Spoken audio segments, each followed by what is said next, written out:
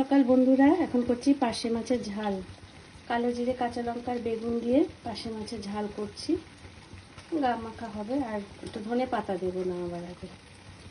এখানে দিয়েছি হলুদ গুঁড়ো, লঙ্কার গুঁড়ো, নুন, আর এদিকে দেবো ধনে পাতা।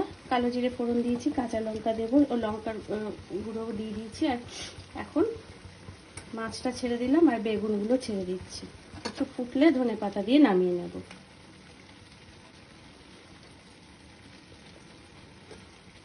গরম হাতে ধরা যাচ্ছে না, সদ্য বেগুনগুলো ভেজেছি তো এটা হতে থাক, একটু ঝোলটা হতে থাক। লাস্টে একটুখানি কাঁচা লঙ্কা চিড়ে দেবো আর ধনে পাতা দেবো।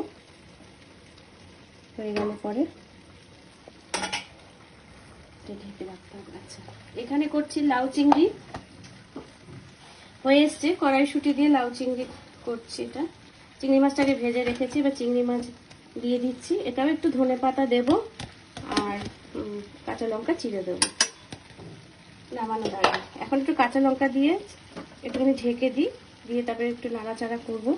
লাউয়ের জলটা একটু টেনে যাক, আর একটু জল জল আছে।